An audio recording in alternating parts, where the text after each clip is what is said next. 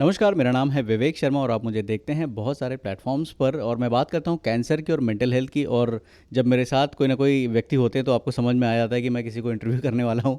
और आज मैं हूँ एक कॉन्फ्रेंस बड़ी दिलचस्प है जिसका नाम है जीयू यानी कि genito urinary year and review. यहाँ पर बात करते हैं कैंसर की जो स्पेसिफिक होते हैं जेनाइटो यूरिनरी, लाइक जैसे ब्लैडर कैंसर है, प्रोस्टेट कैंसर है, इस तरह की जो चीज़ें होती हैं जननांगों के कैंसर की बात होती है यहाँ पे। और ये कॉन्फ्रेंस चल रही है, यहाँ पे मैं मुखातिब हो रहा हूँ डॉक्टर सुनील दिलीवाल से। डॉक्टर साहब, मैं चाहूँगा कि आप अपना इंट्रोडक्शन दीजिए और बताइए हम सबको कि आज हम किनको सुनने वाले हैं। मैं डॉक्टर सुनील धीलीवाल हूँ। मेरा प्राइमरी रोल है pain management and palliative care management, and I am attached to multiple hospital in Mumbai. Plus we have our own home care team where in we cater all cancer patients who need services at home, medical home care services. Great. Doctor साहब, जब हम बात करते हैं cancer की, अक्सर फिल्मों में ऐसा देखा जाता है कि अरे आप 6 महीने लेट हो गए या 2 महीने लेट हो गए, अब तो कुछ नहीं किया जा सकता है, अब आप इनको घर लेकर जाइए।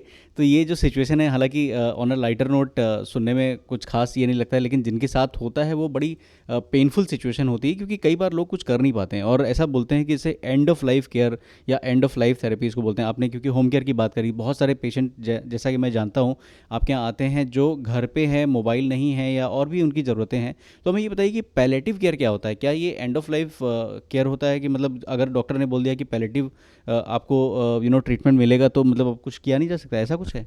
आपने काफ़ी सारे टर्म्स यूज़ किए हैं, तो पहले सारे टर्म्स के मतलब जानते हैं। Palliative care, and of life care दोनों अलग हैं।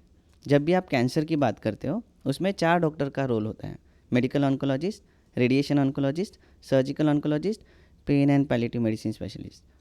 पहला 3 डॉक्टर का काम है डिजीज़ को ठीक करना। अगर वो डिजीज़ ठीक नहीं कर पा रहे हैं तो वो क्या करते हैं, डिजीज़ को स्लो करते हैं, कंट्रोल करते हैं, स्टॉप करते हैं। इन दौरान जो पेशेंट की तकलीफ़ें होती हैं वो देखने का काम pain and palliative medicine specialist का होता है। क्यूरेटिव केयर और पैलिएटिव केयर दोनों साथ ही साथ चलते हैं, राइट फ्रॉम डायग्नोसिस। एक समय आता है जिसमें क्यूरेटिव केयर का रोल कम होते जाता है। कई बार ऐसा होता है जिसमें ट्रीटमेंट अवेलेबल नहीं है या पेशेंट की कंडीशन अच्छी नहीं है और हम ट्रीटमेंट के लिए ना बोल देते हैं, तो फिर उस टाइम प्योर पैलिएटिव केयर को कन्वर्ट हो जाता है। अब पैलिएटिव केयर में भी 2 भाग हैं। जब हम किसी की क्वालिटी ऑफ लाइफ की बात कर रहे हैं, क्वालिटी ऑफ लिविंग की बात कर रहे हैं, वो पैलिएटिव केयर है। जब हम किसी की क्वालिटी ऑफ डाइंग की बात करते हैं, वो end of life care management है।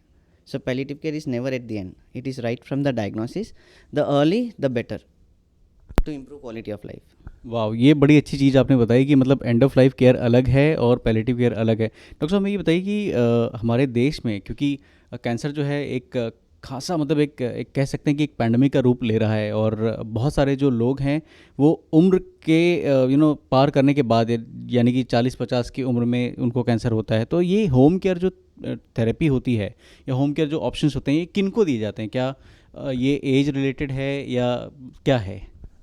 फर्स्ट थिंग, कोई थेरेपी नहीं है।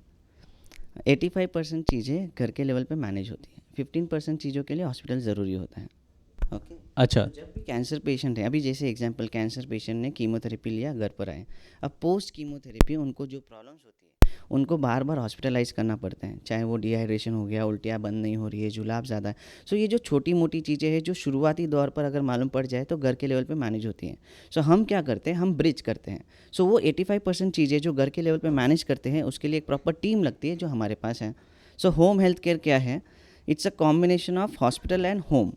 पेशेंट को हॉस्पिटल में कीमो दिए, घर पर भेजे। अगर घर पर कुछ प्रॉब्लम हुआ शुरुआती दौर पर, हमने उनको घर पर सेटल किए, या उसमें कॉम्प्लिकेशंस बढ़ रहे तो हमने तुरंत प्राइमरी ऑन्कोलॉजिस्ट से बात किया और उनको फिर से हॉस्पिटलाइज कर दिया। Home health care is equally important to hospital care, because patient और रिलेटिव को एक बार हॉस्पिटल आने में कितनी तकलीफ होती है, अगर आपने कभी हॉस्पिटल विजिट किया होगा तो पता चलेगा। एक पेशेंट को हॉस्पिटल लेकर आने के लिए 3 लोगों का टाइम जाता है, time to travel, cost to travel, plus जो मानसिक तनाव, प्लस जो रिलेटिव खुद आ रहा है, उनका अगर कोई दवा चल रहा है बीपी डायबिटीज़ का, तो वो टाइम पर नहीं ले पाते, वो खुद का खाना पीना, सुसु बाथरूम तक टाइम पर नहीं हो पाता है। ये सारी चीज़ें अगर होम केयर में आपको प्रॉपर सर्विसेज मिल जाए, डेडिकेटेड डॉक्टर हो, नर्स हो, फिजियोथेरेपिस्ट हो, whatever the patient needs are medico legally which can be catered at home, हम वो करते हैं। एंड कुछ चीज़ें जो हॉस्पिटल में ही हो सकते हैं, फॉर एग्जांपल ब्लड ट्रांसफ्यूशन है, आप हॉस्पिटल में लेकर जा सकते हैं, बट ये आइडेंटिफाई कौन करेगा? ये हम करेंगे। है ना, एल्ब्यूमिन ट्रांसफ्यूशन है, सोडियम ट्रांसफ्यूशन है, ये घर पर हो जाती है। सो बहुत सारी चीज़ें बैलेंस हो जाती है। So patient has both the option, hospital and home, and they are complementing each other.